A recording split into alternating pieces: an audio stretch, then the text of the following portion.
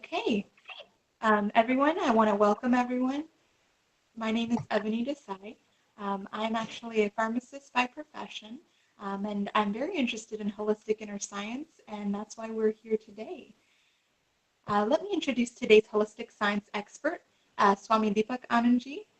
Swami Deepak Anandji has a bachelor's degree in electrical engineering.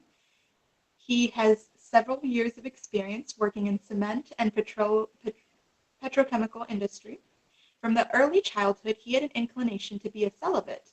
He received self-realization through the grace of self-realized holistic scientist Sri A.M. Patel in 1983. Since then, he has pursued his dream to work selflessly to spread the message of holistic science for the upliftment of the entire humankind. He has devoted his entire life to studying holistic science and visiting rural areas and cities in India, the UK, Canada, Europe, Africa, Australia, and New Zealand to spread the scientific understanding of life through holistic science. Welcome, Deepak Anandji. Today's topic is again linked to happiness. It is about understanding of greed and how it can hinder happiness. Swamiji, can you give us an overview of what greed means in our daily and the effect in our daily life and the effect of it internally?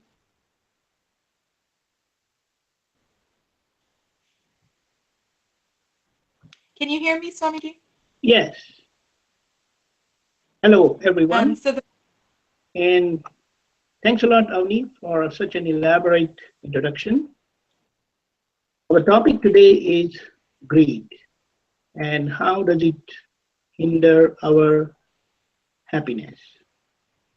If we really go into understanding what greed really means, it is a kind of overwhelming desire for more.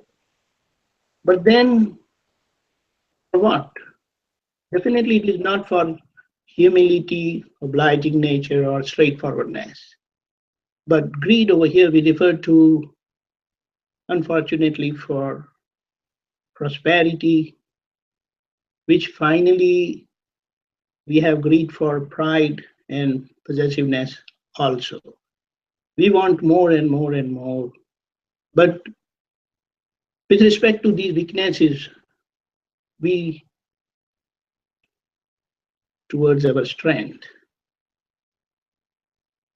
Our life today is totally driven by greed.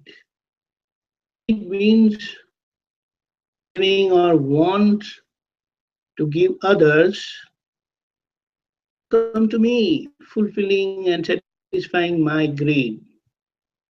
What? My necessity, for my necessary consumption. So here we need to understand that.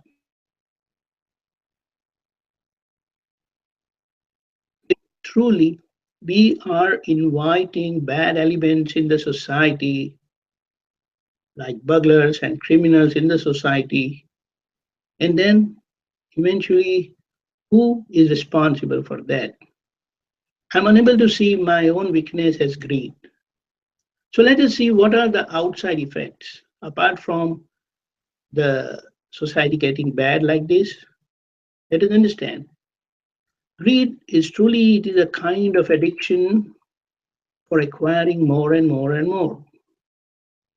And when it comes to greed, one easily tends to forget one's own self in his relations also. His life totally gets centered and oriented, fulfilling his greed only. One cannot really live a normal and natural, happy life. Inside effects. Because of such inclination towards greed, one cannot live for his own real welfare. One would continuously be hurting himself and others too. He would be the most unhappy person because his focus is only on greed, accomplishing, fulfilling, satisfying his greed. He may believe himself as the smartest person in the world, but this would really have a lasting effect on his happiness? No. It will affect his happiness now and in future also. So inside is also bad, outside is also bad. So it is really not helping me anyway. Now, as it is revealed by holistic inner science of the four inner weaknesses of anger, pride, possessiveness, and greed, it is the greed that enters first within us, and it is the greed that is last one to exit.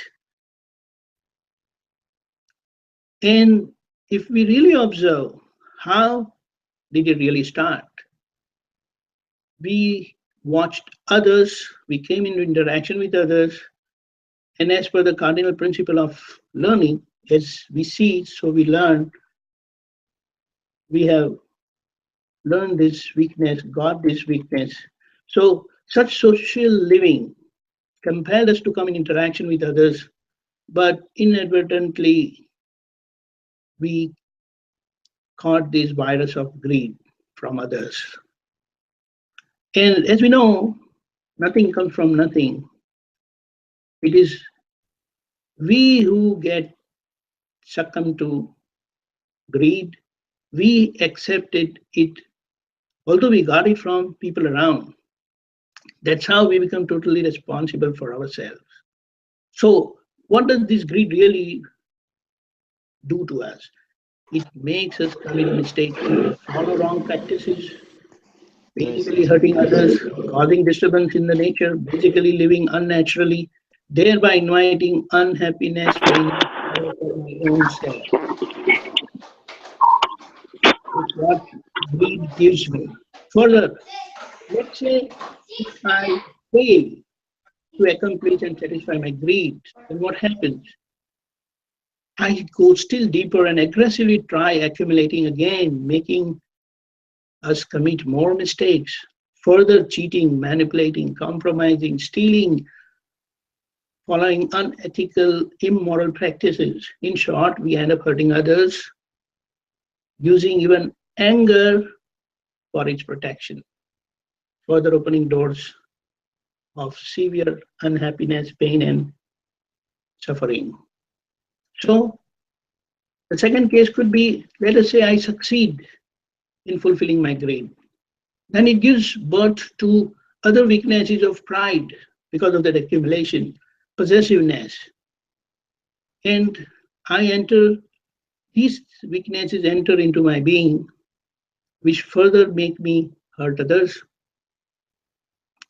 Because for the protection of pride and possessiveness, possession, what it means, I'll be using anger while protecting and safeguarding these weaknesses.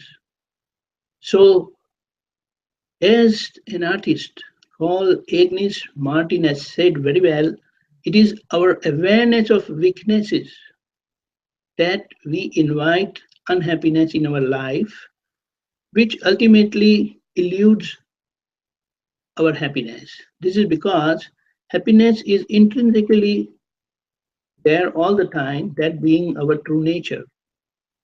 So, this is how greed as our inner weakness would hinder our natural state of perpetual happiness, what we call as bliss.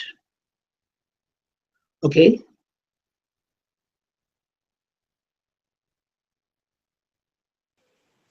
Yes, thank you so much, Pranaji. I love how you tied the four elements of anger, pride, possessiveness, as well as greed. And you asked us, to really consider the place of greed within these four. Um, Now, if we think about our day-to-day life, there's always room for some greed for your happiness. So what should we do according to holistic science so that greed doesn't overshadow our needs, our basic needs in everyday life? Right. Again, a wonderful question. So we should ask ourselves, Do we really need to have greed? Can't we survive without greed? Of course, yes. And what if we already have greed? Both ways. Is it necessary to have greed, or what if you have this weakness, how to handle that? So we will try to understand. In principle, it is nature's responsibility to provide every living being whatever their needs are for their survival and growth. Then, for humans, as the most evolved being on this earth, it has to provide everything they need. When nature supports every other being, why not humans? So there is no need to have greed for anything in principle. But there are very mean and cunning people in the world who, to satisfy their greed, what do? They spread the web of trap by inciting fear of insecurity within us, making us run after accumulating. And thus this is how they quench their thirst of fulfilling their greed. This is how we have seen people, they make us live like that. So in this regard, how can we experience nature working within ourselves? Plant, animal, creatures remain totally dependent on the nature for their survival, but humans don't. They never carry anything with them. They don't have bags, they don't have anything else. But we humans are totally against the nature. We live against the nature because we feel we are independent and we can do everything ourselves, probably even better than the nature. So it's like, however, we may feel and believe that we do and we can do, it is always nature that is doing everything because everything truly just happens in the nature, and definitely it is not out of our doing. So we are unable to do anything independently, yet falsely we take pride of doing everything, claiming doership of what is happening naturally. So that's how I go into or get trapped in the greed. So what is the solution to come out of greed if I already have? When we know that the nature is working so bountifully, fulfilling the needs of every other living being, but except for the humans, yeah, big question mark. So, excuse me, there is something coming. So we must understand that. So for that, to get rid of the greed factor within us, to overcome that weakness within us, we can pray, oh God, please give me an infinite inner strength, not to hurt any living being through my mind, speech, and actions. At the same time, we can even have prayer like, oh God, please give me an infinite inner strength, not to desire for any temporary perishable thing in this world except for my self experience, who I am. With these two prayers, we don't know, knowingly or unknowingly, we would easily free ourselves from greed because it would highlight my mistake of greed, which I'm crossing the limits of the nature. I'm causing a lot of disturbance in the nature because of my greed factor. And with this prayer, it will help me come out of it. Because I will know my mistake, I will correct my mistake, and I resolve and driven away by greed. Okay? Thank you, Swamiji. I really appreciate how you showed us that if we are seeing our inner weakness of greed, how we can overcome that. So thank you for that. Now, my next question is there such a thing between good greed and bad greed? And what is the harm of, of the greed? Right. Greed on its face value, having overwhelming desire for more, more, and more. But it could be positive in the sense it could be doing good also. So if I have greed for better understanding and more knowledge, then it is positive.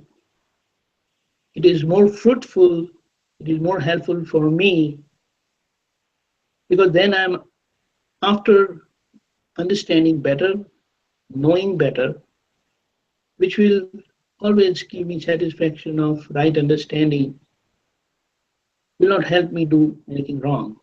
But whereas greed for prosperity, wealth, pride, and possession, I would consider as bad because that would lead me to hurt others, and in turn, because with that disturbance into the nature would give me back and I would be hurt again. So that I would not consider as a good life business.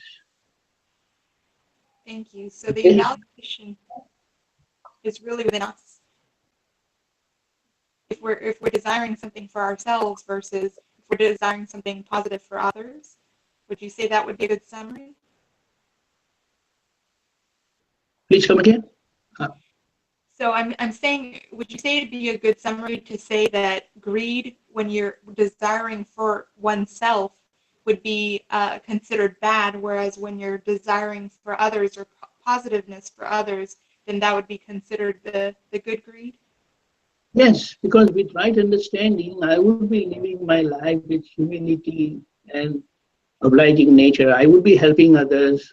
I would be taking care of others. And if I have respect, that would definitely be good for me and good for the society. Thank you, Swamiji. We're going to go ahead and open it up to the audience now. It looks like our first question is from Dr. Vinod Bansal. Okay. Swamiji, thanks for that very illuminating talk. So, one of the questions that is arising in my mind as I'm listening to you is that any circumstance that is arising in my uh, surroundings, it is giving me some happiness or unhappiness. That is at the most basic level. So, is the greed arising as a reaction to this happiness and unhappiness? And how do I that linkage is not very clear as to what is the line between my needs and when does it go into greed. And so if you can tie that liking and disliking to this greed, that will be helpful. Very good. Wonderful question. How can we draw the line of clear demarcation, whether it is my need or the greed that is working? Now, truly speaking, we work normally. Most of them are, or many of them are professionals, or they are working and they really get enough. But then when we see others better than us, then we start comparing ourselves. Oh, that person is having much more than me. He is having a better car than me. He's having a bigger house than me. He has more amenities than me. Now, I truly really don't need those amenities or a bigger car or a bigger house. I'm happy with what I'm having. But when I see others, this factor of kind of jealousy arises, and then I start working on it because there my pride is getting hurt, my possessiveness is getting hurt one way or the other. And now to fulfill that, I go for more. So I want more, more. So here, what would be better if we look at someone who is down below us? Then we will see that, oh, with this limited requirements, this person is living so happily. There's no need for me. I'm much better off than him. So whatever I'm doing is fine, is okay. I don't need more. So naturally, when I see someone lower in my level financially or economically, and when I see that he's happy, this feeling would naturally go and I would continue living the same way. Okay? Thank you. Thank you, Swamiji. Looks like our next question is going to be from Mr. Ajay Raval. Yeah. Swamiji, you explained in the beginning with the greed, there is a connection between uh, anger, pride, and prosperity. And also in the last question, you explained how to demark ourselves between need and greed. So now my next question is like how this interconnection work. Is due to greed we get the anger, pride, or prosperity, or all four linked together? And what's the governing factor? Like which one govern all the four, like anger, pride, prosperity, and greed? Good, good. Wonderful analysis. Let us try to understand that, the weakness, inner weakness is what is explained and elaborated by holistic inner science. It says greed enters first. So with the greed, because when I see others, I come in their influence, and that's how I see others running after money, wealth, prosperity, basically riches. So then I also start running. But then we took two cases that if I fail, then I'm working more aggressively fulfilling my greed. But what if I succeed and prosper myself? Then with that accumulation, naturally what pops up next is pride. I am better off than others. Others, what do they have? And then further down the line, you become possessive of what you already have, what you have accumulated. And now, if anyone crosses or attacks or takes away your possession or hurt your pride, or if you find someone better than you, then that anger comes into picture for the protection of pride, possession, and prosperity, our riches. So that's how it come into being. Otherwise, if you understand your need and remain well within the boundaries of your need, not getting driven away by greed, then the question of pride possession will never come. We must strongly focus ourselves that the nature which is providing and supporting every living being, it is going to provide us also. It is providing. But when we see others and we start running like them, get affected by greed, want more and more, which really it is not necessary for me. It is not out of my need. That's how these weaknesses come and they are connected like this. Okay? Yes, now it's clear. Like the first step is greed, and everything is connected in connection with the greed. One more thing I would like to add over here, that people who want more, they create a web wherein straightforward people, they get trapped because they build or they create a kind of insecurity within us, fear of insecurity, that you must accumulate, you must do this, you must do that. And that's how we start running. Does that make some sense?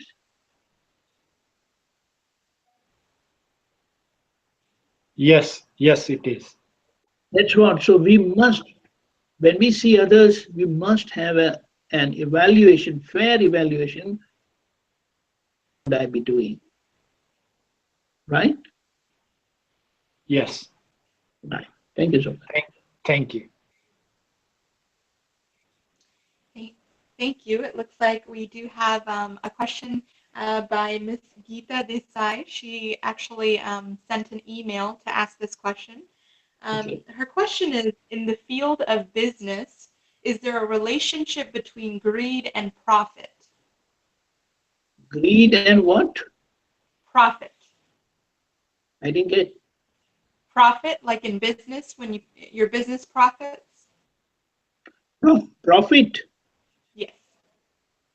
So come again with the question. What is it? Is there what? In the field of business, is there a relationship between greed and profit? No, no, no. One thing is there. Greed, what it would do, it would make you or instigate you having more profit. Now, if you are in a business, then definitely you have to have profit because profit is your earning, basically. Whatever business you have done and whatever you earn is the profit, that is your earning. Now, if that earning is enough for your survival and for your near future support, then it is fine. But when the greed factor comes in, I want to multiply my profit. And to multiply the profit, somewhere I'm going to compromise. Somewhere I'm going to follow some unethical, immoral practice. That is where I go wrong. So if that profit is enough for my survival and my near future needs, then it's fine. But people always say they have made some evaluation. How much would you say enough is enough? And people have tried to give their account through very elaborate analysis that it has remained always an all-time questionable issue. How will you define enough is enough?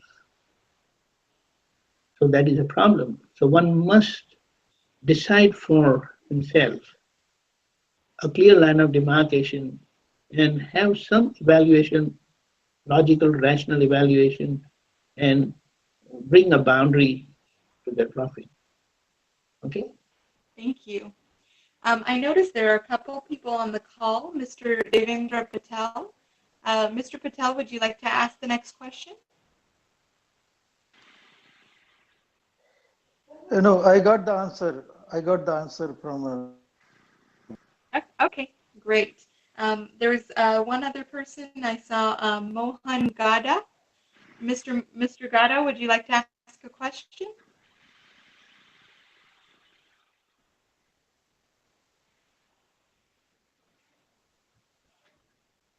Okay, I'm going to move on to Mr. Rajnikant Patel. Thank you. Good morning. This is Rajnikant Patel from Allentown, Pennsylvania. I'm a retired executive from Westinghouse Electric Company, and I'm now in my pastime. I write children books. This was, Deepakananji, a very good topic, and you have given us very good insight into this greed, but it is a very, very vast subject. And first thing, my observation is greed starts when we are young, and especially in today's world, our children have so many toys, but still they don't want to share with anybody. So that's, I think, am I right? That's a greed starts from there. And how is it? What can we do to make sure that this doesn't happen? See, first thing is that to give toys to the kids itself is, I feel, and even the holistic inner science perspective, if we try to understand, then we are inherently happy because of our very nature, because of the presence of the divine spirit within us, which is intrinsically blissful in nature.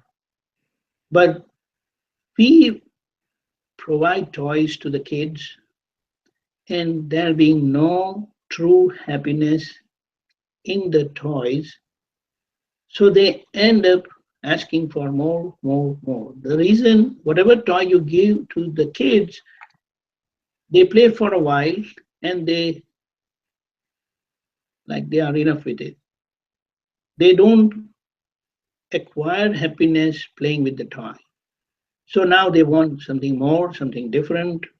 And it's like it stops giving them happiness with the toy. Because if you try to see, then this toy is not the real, because it is only we are making the child believe that there is happiness and fun in playing with toys. So number one, as you uh, give these toys to the kids, what happens? There is a natural tendency of possessiveness, and they start possessing. It is mine. I don't give it to anyone else. And that is where we as parents, elders, grandparents, we must intervene and try to teach them. The reason is, again, the way we catch this virus of greed from others, they catch this virus of possessiveness from others. They see other kids not sharing their toys, so here they also learn not to share their toys. That's how they become possessive. But we have to teach them that if you give, you get. If you don't give, you don't get. So that's how we must tame and nurture their minds to change their belief from not giving to give so that they can get. Okay? Okay, yeah, thank you. That's a good lessons for the parents. Other question I have, greed, uh, the bad greed I'm talking about, Yeah. must have some effect on the body. I mean, can you see Must have what? they What? Come will have again? some effect on the body, health, effect on the health, Yeah, yeah, body as well as internal. So can you expound on that, please? true, true, very true, very true. The reason when I'm infected with greed, then my life would be totally driven by greed. I will not be able to focus with a balance on my health, on my being, what time I need to give to my family, to myself, because I'm totally focused on fulfilling my greed only. My life gets oriented in fulfilling my greed. And that's how, first of all, physically, I lose my health. Then mentally, I lose my health because I'm totally focused on fulfilling my greed only. Then definitely it will attack my and affect my emotions, my social living, because I won't be caring. This is greed is like a kind of addiction. I don't believe in taking care of my relations, of myself. That is where it creates problem in my social life also. And then definitely forget about the spiritual health or spiritual part of my life. So that's how overall it affects my life, my health, and my living. Okay? Okay, thank you very much. Yeah, we have to be very careful. Another question I have, in Yeah. our everyday life, there are numerous situations we go through, and invariably, there's always a greed part possibly comes into the picture. So, how can we be alert, and what can we do to reduce our greed? I think it's not possible to eliminate right away, but if we start The best, reducing. best thing, the best thing is be in company of good people who are free from this weakness. Then naturally you will catch that health from that person and you would be able to live easily without greed. So to be in a company of good people who are free from such inner weaknesses is very important for us to free ourselves from greed. In fact, to that matter, whatever weaknesses we have, if you find someone who is free from those weaknesses, it will really help you overcome your weakness by being in the company of that person. Yeah, That's again the cardinal principle of learning, as you see, so you learn. So we must be in company of people who are better than us. That's how we will learn. Easily, effortlessly, that's the benefit. And that's the easiest way to overcome our weaknesses. That is very good. But now let's take an example of our when we are working. There's always inner greed to get more pay, more raises, uh, promotions, and all that. So invariably, you're trying to compete to get into that. So I mean, in that environment, there may not be people like you say whom we can see who doesn't have greed. So in that case, the greed will overcome. We're trying to move forward. That's right. But to greed, I can say that a limited factor, a limited amount of greed is in a way necessary for you to have a kind of uh, what would you say, a kick, a burning fire, so that you keep working. You want to be better off. So it is like, let us say, in any company, any place you're working, you must strive to be edge ahead of others through your work, and that will only help you, because in any situation, in that situation, if they are thinking of removing, laying off some people, then probably you would be the last person they want to lay you off. The reason, because they know this person is working a little more than what others are doing. So, not considering that as greed, but trying to put yourself in a better position so that you safeguard your interest of survival. So I won't consider that as greed, but you see, you need something to keep you moving.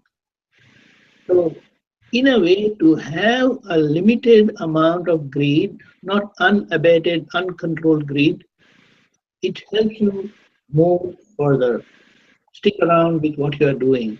Otherwise, at times it is possible that you don't have any motivation to do anything. So you can use that as a motivation for your sustained and good work.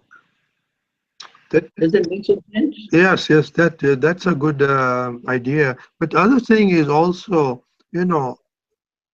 invariably for getting ahead, competition and comparison always comes into the picture.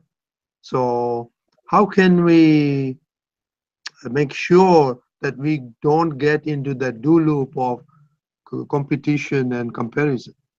See, one thing, comparison and competition could be very well positive also, because that will help us work little harder than others. Because if you are from the common folk, it won't make you happy. Everyone wants to be special, unique person. And for that, certain level of competition and comparison is always better. But you can always do it in a positive way, which can also happen negative way. In the sense, if you are comparing and competing and trying to work more, trying to work better, it is positive. But with that competition and comparison syndrome, I would say, I try to cut the other person, try to snub the other person, try to see that his performance go down so that I become better than them. That is where a caution is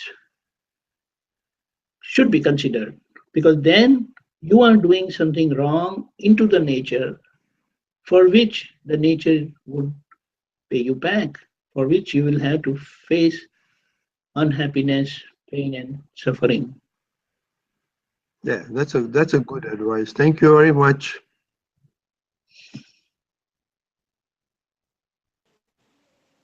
Thank you, Swamiji.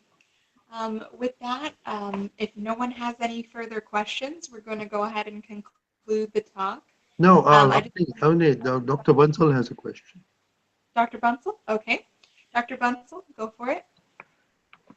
So I was asking you earlier about the connection between greed and happiness and unhappiness. So what I'm thinking is that basically I'm seeking happiness or unhappiness. And most of the time, I am either thinking about my past unhappiness or happiness, and or I am thinking about my future happiness. So is greed the principal reason why I am not able to stay in the present, but I am in the future? I'm thinking about future happiness and trying to get more. Uh, is that the main reason for our not being able to stay in the present? That is one of the reason. That is one of the reason. But just thinking about future, we tend to fail to perform in the present. But then the greed factor works very much negatively. It grossly damages our present, and with the poor results in the future, it's how it is going to damage our future also. So what we need is have a balance so that if you are good now, then your future will be good. But when we say greed factor grossly damages your present also because you won't remain in the positivity part. You will follow all negative practices, immoral practices, cheat, manipulation, compromising principles. That's where you will be damaging your present, and because of such practices, you are going to damage your future badly, right? Thank you.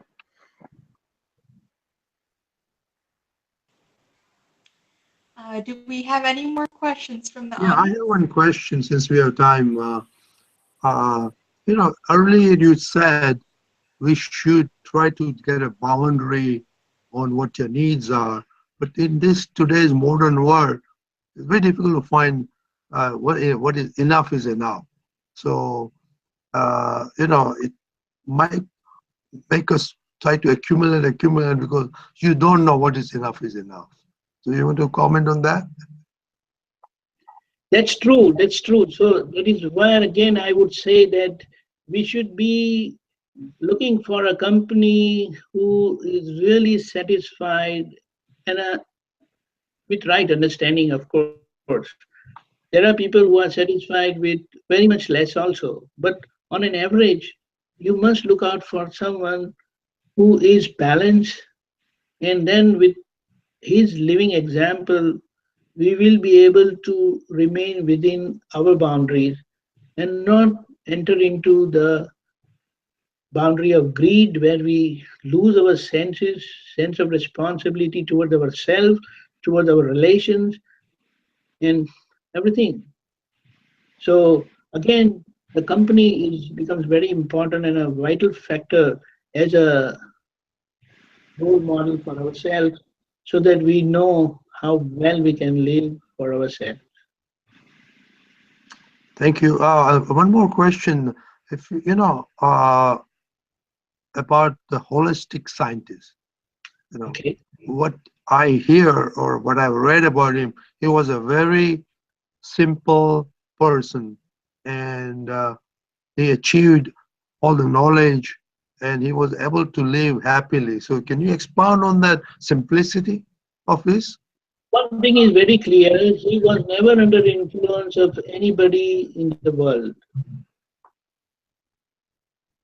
He observed nature and through self-experimentation, he developed and revealed the facts of nature. And that's how We follow him, we want to understand what he has said. So why he's a simple person?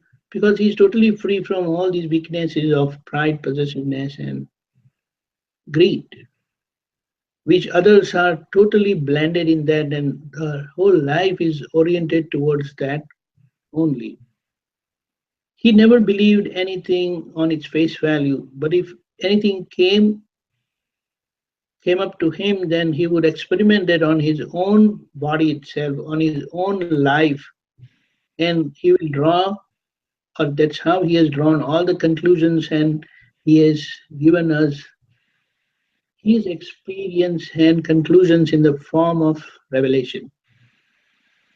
And it remains for us to again counter experiment on our life through self observation to confirm that whatever he said really makes some sense. And that will become our experience. That is very good. Now, you said, as my understanding, nature does not have greed. And you said he lived naturally. So, what does that mean to live naturally? Living naturally means at any moment of time, in any situation, you will experience bliss, peace, and happiness within yourself without any external means support. You will feel that inner happiness and peace, which is very important. And on the other hand, in the worst of the life condition, your happiness and peace don't go. Any physical problem, any mental problem, any social problem, you remain with peace and inner balance through right understanding. That is what that proves that you are living with correctly. So that's how living naturally means in nature, none of the beings create any disturbance in the nature. It is only humans who cause a lot of disturbance, and that is the reason what we see the nature today, we feel that it's not normal. Extreme weather conditions, floods, earthquakes, tsunamis, droughts, which is not natural, but it is the result of the living of humans only. The other living beings, they don't create any disturbance in the nature. So living unnaturally will make me unhappy and painful first today now, and definitely others would get affected by me, and in turn I would face the consequences of such unnatural living. Okay. Yes, yes. That makes a really good sense. And, you expounded on a lot of information, and this has been really good uh, to understand greed. Thank you. Thank you so much, Swamiji. And with that, we're going to go ahead and end our talk. Just to give a summary, Swamiji explained greed in various aspects. We started by defining greed as the addiction for acquiring and accumulating beyond our needs. We talked about what greed leads to and how it harms us internally. We talked about the difference between good and bad greed, as defined by if the greed is benefiting us versus if the greed is benefiting others. We talked about how to overcome greed, and greed in the workplace through promotions and wealth, as well as parenting, how to teach our kids to share. So definitely covered quite a bit of topics here, and we're very, very fortunate to have Swamiji here. So thank you so much, Swamiji, for enlightening us. Additional information about holistic science can be found on our website, www.hscrf.org. And our next talk show will be held on July the 16th. That's the third Sunday. And it's going to be same time, 11 a.m. Eastern Standard Time or 10 a.m. Central Standard Time. Thank you, everyone, for joining our call today, and we wish you well.